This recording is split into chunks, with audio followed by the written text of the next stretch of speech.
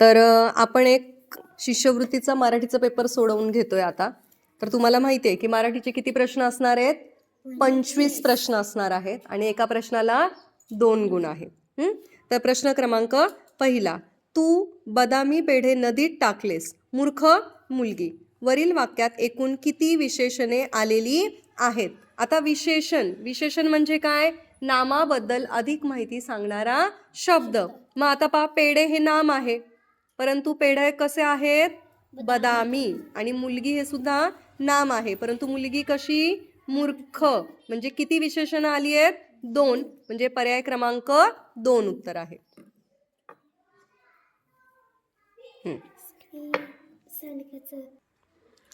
खालील पर्यायातील वचन प्रकारानुसार वेगळा शब्द ओळखा. आता वचन प्रकार म्हणजे आपल्याला माहिती आहे, वचनाचे 2 प्रकार असतात, एक वचन आणि अनेक वचन. मग आपल्याला चेक करायचं आहे, हा खून, खुना, एक खून, अनेक खुना, म्हणजे हे काय आहे? अनेक वचन आहे. ठीक आहे.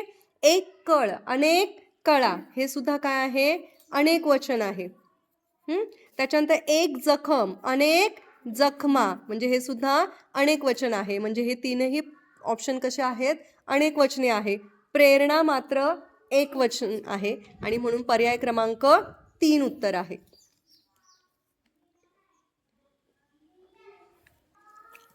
पुढीलपैकी शुद्ध शब्दाचा पर्याय निवडा. कणिक हा शब्द शुद्ध आहे का? वेलांटी चुकलेली आहे. कुलूप चुकलेला आहे, ल चौकार.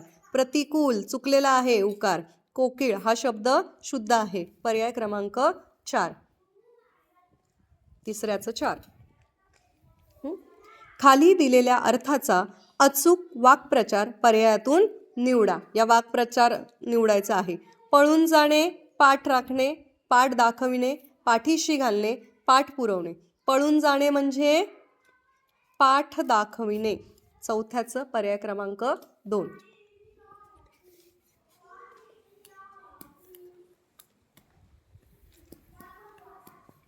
आता प्रश्न क्रमांक 5 ते 7 जो आहे, खालील उतारा वाचा व प्रश्नांची अचूक उत्तरे निवडा. एकदा मी उतारा वाचते. आता पहा, उतारा वाचत असताना तुम्हाला काय करायचं आहे? उतार्यामध्ये जे जे महत्त्वाचे शब्द वाटतात तिथेच अंडरलाईन करून ठेवायची आहे, म्हणजे पुन्हा पुन्हा आपल्याला उतारा वाचावा लागत नाही. आणि सगळ्यात महत्त्वाचं म्हणजे उतार्यावर किती प्रश्न येणार आहेत? 3 प्रश्न येणार आहेत. त्या 3ही प्रश्न सुद्धा एकदा वाचून घ्यायचे. प्रश्न वाचल्याने काय होतं? आपल्याला अंदाज येतो की ह्या प्रश्नाचं उत्तर आपल्याला उतार्यामध्ये शोधायचं आहे. तर पहा, प्रश्न आहे, कासवपुरीत कासव का आनंदित होते? का आनंदित होते म्हणजे या ठिकाणी आपल्याला त्याचं कारण शोधायचंय. कोणाच्या गळ्यात हार घातले म्हणजे हार कोणाच्या गळ्यात घातलेला आहे ते एक शोधायचं आहे. आणि उतारात आलेला पाचारण शब्दाचा अर्थ. ठीक आहे. आपण आधी काय केले? प्रश्न वाचून घेतले. आता आपण एकदा उतारा वाचूया. स्पीडमध्ये वाचायचं आहे. कासवपुरीत त्या दिवशी सर्वत्र आनंदी आनंद दिसत होता. लहान मोठी सारी कासवे अगदी बेहोश झाली होती. त्या साऱ्यांच्या आनंदाचे कारण पण तसेच होते. साऱ्या कासव जातीची छाती अभिमानाने फुगावी अशी एक गोष्ट एका कासवाने केली होती. पळण्याच्या शर्यतीत एका सस्याचा त्याने पूर्ण पराभव केला होता. म्हणजे कासवपुरीतील कासव का आनंदित होते? कारण त्याने एका सशाचा पराभव केला होता. विजेच्या चपळाईने पळणाऱ्या सशाला त्याने जिंकले होते. त्याच्या अभिनंदनासाठी सर्वजण एकत्र जमले होते. मग आता पहा, कासवपुरीत कासव का आनंदात होते? मिरवणूक निघणार म्हणून, ससा येणार म्हणून, धावण्याच्या शर्यतीत हरलो म्हणून, की धावण्याच्या शर्यतीत सशाचा पराभव केला म्हणून. काय येणार याचं उत्तर? धावण्याच्या शर्यतीत सशाचा पराभव केला. म्हणजे पर्याय क्रमांक 1चं उत्तर आपल्याला इथे सापडलेलं आहे. 4. 5चं उत्तर. यशस्वी कासवाच्या गळ्यात कितीतरी हार पडले. यशस्वी कासवाच्या गळ्यात कितीतरी हार पडले. त्याच्यावर अभिनंदनपर भाषणाचा जणू काही पाऊस पडला. वा वा, शाबास, आमचे नाव राखले, आमच्या जातीचा व कुळाचा उद्धार केला, असे उद्गार सर्वत्र ऐकू येऊ लागले. त्या विजयी कासवाला तर स्वर्ग 2 बोटे उरल्याप्रमाणे झाले. स्वर्ग 2 बोटे उरणे, खूप आनंद होणे. कासवांची मिरवणूक निघाली. आनंदाच्या आरोळ्यांनी व जयघोषांनी सारे आकाश दुमदुमून गेले.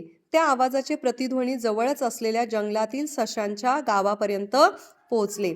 सशांचा धिक्कार असो, कासवांचा जय जयकार असो, या घोषणा सशांच्या कानावर आता स्पष्टपणे येऊ लागल्या. त्याचा अर्थच त्यांना समजेना. आमचा कोण धिक्कार करतो आहे, हा प्रश्न जो तो विचारू लागला. सशांच्या राजेसाहेबांच्या कानावर ही बातमी गेली. त्यांनी झाडून साऱ्यांना एके ठिकाणी पाचारण केले.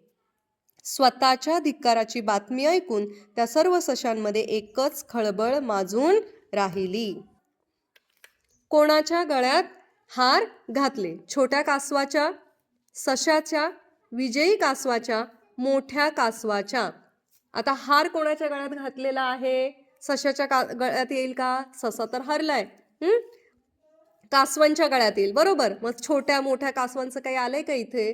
जो जिंकलेला आहे, ज्याने सशाला हरवलेला आहे, जो विजयी झालेला आहे, म्हणजे 6व्याचं उत्तर काय येणार? 3, विजयी कासवाच्या. ठीक आहे. उतारात आलेला पाचारण या शब्दाचा अर्थ काय आहे? आपण जो उतारा वाचला त्यामध्ये पाचारण शब्द आलेला आहे या ठिकाणी. त्यांनी झाडून साऱ्यांना एके ठिकाणी पाचारण केले. सगळ्या सशांनी एके ठिकाणी पाचारण केलं म्हणजे सगळ्यांना एके ठिकाणी बोलवलं. अंदाजे जरी तुम्हाला अर्थ माहीत नसला एखाद्या शब्दाचा, तरी पुढची मागची ओळ वाचून, मराठी आपली भाषा आहे, आपण त्याचा अर्थ लावू शकतो. मग सत्कार होईल का? एके ठिकाणी सत्कार नाही. धिक्कार होईल का? आनंद होईल का? नाही. एके ठिकाणी बोलावले. म्हणजे या ठिकाणी 7व्याचं उत्तर काय आहे? पर्याय क्रमांक 4. प्रश्न क्रमांक 8. विजेंद्र सिंग यांनी कविताकडून बूट घालून धावण्याचा सराव करून घेतला. या वाक्याचा काळ ओळखायचा आहे. सराव करून घेत आहे असेल तर वर्तमान काळ, सराव करून घेईल भविष्यकाळ, आणि सराव करून घेतला भूतकाळ. म्हणजे 8व्याचं उत्तर काय येणार? 2. प्रश्न क्रमांक 9. स्नेहाचा चेहरा आनंदाने फुलला होता. या वाक्यातील विधेय विभागात एकूण किती शब्द आले आहेत? आता हे झालं स्नेहाचा चेहरा आनंदाने फुलला होता, ज्याच्याविषयी माहिती आहे, किंवा वाक्यातला जो कर्ता असतो तो काय असतो? उद्देश्य. काय असतो? उद्देश्य. आणि उरलेलं वाक्य काय असतं? विधेय. मग विधेय या भागामध्ये किती शब्द आलेत? 1, 2, 3, 4. पर्याय क्रमांक 3 हे उत्तर आहे. प्रश्न 10. संजू हा उंचीने कमी असणारी व्यक्ती, त्याला सर्वजण डॅश डॅश म्हणतात. रिकाम्या जागी योग्य अलंकारिक शब्द. संजू कसा आहे? उंचीने कमी. मग उंचीने कमी म्हणजे सांबाचा अवतार होईल का? शेंदाड शिपाई होईल का? कुंभकर्ण होईल का? नाही. कुंभकर्ण म्हणजे जो खूप झोपतो, हो की नाही? वामन मूर्ती. काय होईल उंचीने कमी म्हणजे? वामन मूर्ती. 10व्याचं पर्याय क्रमांक 4.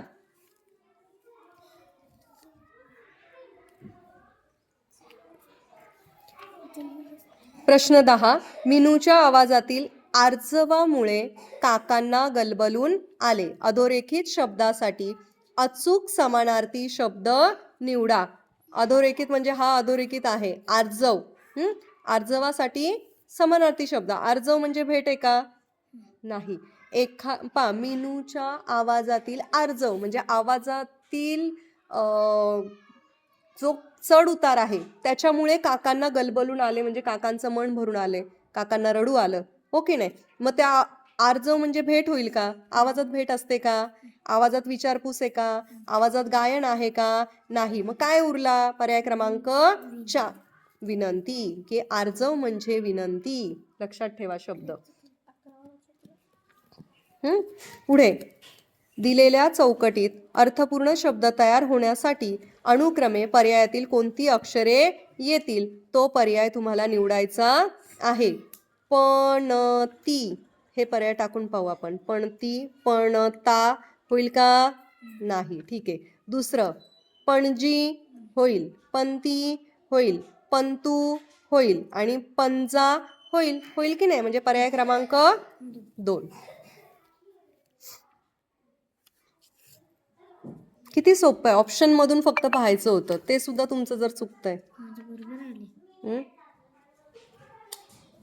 ठीक आहे. प्रश्न 13. निरर्थक सांगितलेल्या गोष्टी या शब्दसमूहासाठी एक शब्द निवडा. तर निरर्थक सांगितलेल्या गोष्टी याला आपण काय म्हणतो? दंतकथा, म्हणजे पूर्व परंपरेनुसार चालत आलेल्या कथा, जुन्या गोष्टी. तुम्हाला माहिती आहे, गहन चर्चा नाही. काय येणार? भाकड कथा. काय येईल?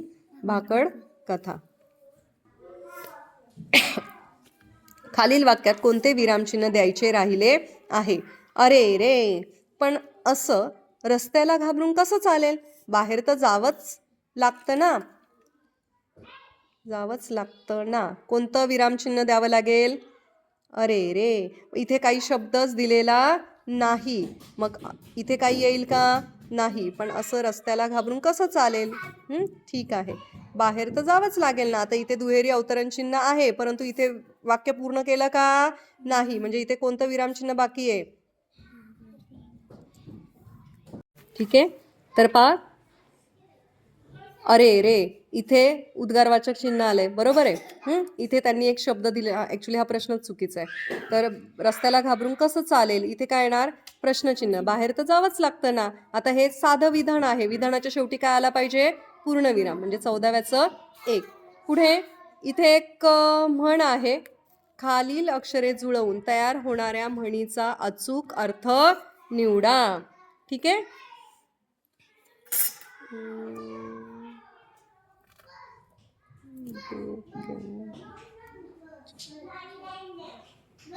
ठीक आहे.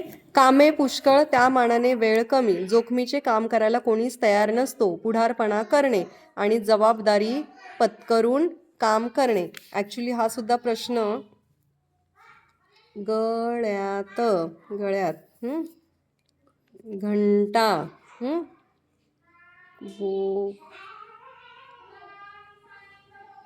मांजराच्या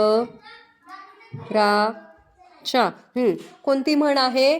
मांजराच्या गळ्यात घंटा कोणी बांधावी. बरोबर. मग मांजराच्या गळ्यात घंटा कोणी बांधावी याचा अर्थ काय होतं? की जोखमीचे काम करायला कोणीच तयार नसतो. जोखमीचं म्हणजे एखादं महत्वाचं काम. म्हणजे 15व्याचं उत्तर आहे 2. पुढे प्रश्न 16 ते 18 साठी सूचना. खालील कविता वाचून त्यावर आधारित विचारलेल्या प्रश्नांची उत्तरे निवडा. 16 ते 18 3 प्रश्न. लक्ष द्या इकडे. सुंदर हिरवे माळ, चहूकडे सुंदर हिरवे माळ, जमली काळी वर घनमाला, झिमझिम पाऊस खाली आला, ग्रीष्म ऋतूचा ताप निवाला, कोंब येऊनी दूर दूरवर घालवले खडकाळ, बोरवनाची सुकली पाने, तरतरली या नवजला पाने, विरळ बाभळी चैतन्याने स्वानंदाने डुलू लागल्या सकाळ सायंकाळ, समोर इकडे तिकडे भोवती हलू लागली हिरवी नव्हती, ओलसरीने पाने दवती, माळावरल्या वनराणीला नजराणाचा सुढाळ, निवली राणे गुरे वासरे, निवली झाडे रानपाखरे, धनी अंतरी निवले सारे, शेतकऱ्याच्या पोटामधला निवेल कधी पण जाळ. मोठी कविता आहे. आता आपण प्रश्न बघूया. खडकाळ कशामुळे पालवले? कवितेत म्हटले आहे पालवणे म्हणजे पालवी फुटणे. आहे का इथे? कोंब येऊनी दूर दूरवर घालवले खडकाळ, म्हणजे खडकाळ जमीन जी होती ती कोंबामुळे काय झाली? पालवली की नाही. मग पालवेल उन्हामुळे पालवेल का? नाही, कोंब आल्यामुळे. कशामुळे? 16व्याचं 3. इथंच उत्तर होतं. हा जरी शब्द शोधला असता खडकाळ तर इथं उत्तर सापडलं असतं. त्याच ओळीतला शब्द आहे. बरोबर ना?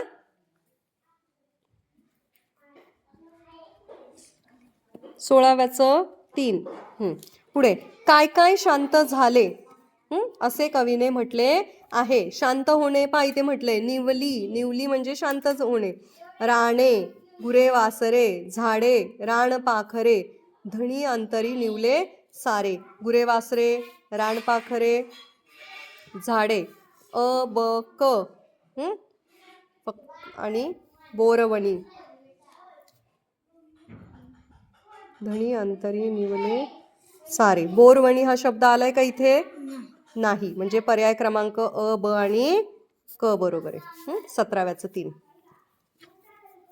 कोणत्या ऋतूमध्ये सर्व बदल घडला आहे? मगाशीच इथे आला होता. कोणता ऋतू आलाय? ग्रीष्म. म्हणजे पर्याय क्रमांक 1. ठीक आहे, कवितेचे प्रश्न समजलेत? समजलेत का? 18व्याचं 1. कोणत्या पर्यायातील अक्षरे जुळवून तयार होणारा शब्द इंद्र या शब्दाचा समानार्थी शब्द आहे? इंद्र शब्द झाला पाहिजे. ईश म्हणजे ईश्वर. शनी, भूप काय होईल? शुक्र. शुक्र म्हणजे इंद्र. पर्याय क्रमांक 2, 19.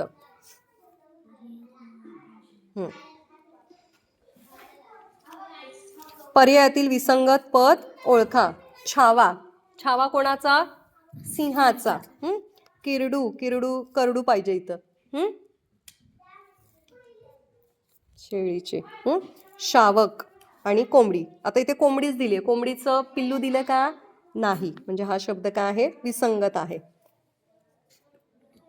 पुढे कापूस कामगार कापणी कायदा कारखाना हे शब्द वर्णानुक्रमे लावल्यास शेवटून दुसरा शब्द कोणता येईल? वर्णानुक्रमे लावायचा आहे म्हणजे क क क क आलाय. सगळ्यांचं पहिलं अक्षर काय आहे? कच आहे. शिवाय सगळ्याला काना काना काना काना म्हणजे सगळे आकारांत आहे. बरोबर. मग सगळ्यांचं पहिलं अक्षर सारखं असेल तर कोणतं अक्षर बघायचं? दुसरं अक्षर पाहायचं. मग इथे आलाय प, म, परत प, य, र. ठीक आहे. तर पहा, मराठीची तुमची पूर्ण 14 खडी पाठ असली पाहिजे. तर क वर्ग, च वर्ग, ट वर्ग, त वर्ग, प वर्ग. बरोबर. मग प चे इथे 2 शब्द आहे, पू आणि प. मग सगळ्यात 1 नंबरला येणार कापणी. त्याच्यानंतर येणार उकाराचा पू. हे झालं. आता 3 नंबरला प, फ, ब, भ, म. प नंतर काय येतो? म. म्हणजे म च इथे आलंय की नाही? हा येणार 3 नंबरला. आता राहिला काय? य आणि र. मग आधी काय येतो? प, फ, ब, भ, म. य, र, ल, व, श. मग आधी य येतो का र येतो? य. म्हणजे य कुठे आहे? हा 4 नंबरला आणि हा 5 नंबरला. आता असे जेव्हा आपण शब्द लावले, शेवटून दुसरा पाहिजे आपल्याला. 1, 2, 3, 4, 5. शेवटून दुसरा शेवटी हा आहे. त्याच्यानंतर दुसरा कोणता शब्द आहे? कायदा. म्हणजे 21व्याचं पर्याय क्रमांक 2. पुढे शब्द व त्याचे समान अर्थ यानुसार विसंगत जोडी ओळखा. विसंगत म्हणजे काय? चुकीची. धडा, पाठ, रिवाज, शिळा, मोठा दगड किंवा जुना. शिळं माहिती आहे ना तुम्हाला? वर म्हणजे वरणे, मरणे आणि शाप. पण म्हणजे प्रतिज्ञा, परंतु हे सुद्धा बरोबर आहे, हे सुद्धा बरोबर आहे, हे सुद्धा. म्हणजे चुकीचा कोणता आहे? मरणे आणि शाप. वर म्हणजे शाप. शाप नाही, वर म्हणजे आशीर्वाद असतं. चुकीचा आहे. पुढे खालीलपैकी स्वरादी कोणत्या आहेत? तो अचूक पर्याय निवडा. स्वरादी कोणत्या असतात? स्वरादी जे आपले स्वर आहेत की नाही, अ, आ, ई, त्यातले जे शेवटचे असतात अंग आणि आहा, यांना आपण स्वरादी असे म्हणतो. अंग आणि आहा म्हणजे पर्याय क्रमांक ब आणि ड. म्हणजे 23व्याचं उत्तर आहे 4. ठीक आहे. कविता, कवी, पाठ, लेखक यानुसार चुकीची जोडी ओळखा. आता तुमच्या धडे जे आहे त्याचे पाठाचे लेखक तुम्हाला पाठ पाहिजे. मिठाचा शोध अंजली अत्रे, आभाळ माया वसुधा पाटील, गुणग्राहक राजा बाबा भांड, जुळक मी व्हावे दाकारे. हे बरोबर आहे, हे बरोबर आहे. आभाळ माया वसुधा पाटील हे काय आहे? चुकीचं आहे. 24व्याचं 3 चुकीचं आहे. 24 आणि शेवटचा आहे परी हा उपसर्ग लावून पर्यायातील कोणता शब्द तयार होणार नाही विचारले. उपसर्ग कुठे लावतो? शब्दाच्या आधी. मग परिपाठ होतोय, बरोबर ना? परिवार होतो, परिश्रम होतो. परिजय असतं का? पराजय असतं. परिजय असतं का? नाही. म्हणजे 25व्याचं 4. अशा पद्धतीने आपण एका प्रश्नपत्रिकेतला संपूर्ण मराठीचा भाग पूर्ण केलेला आहे याच्यासाठी तुम्हाला काय करावं लागेल? मराठीचा सराव करावा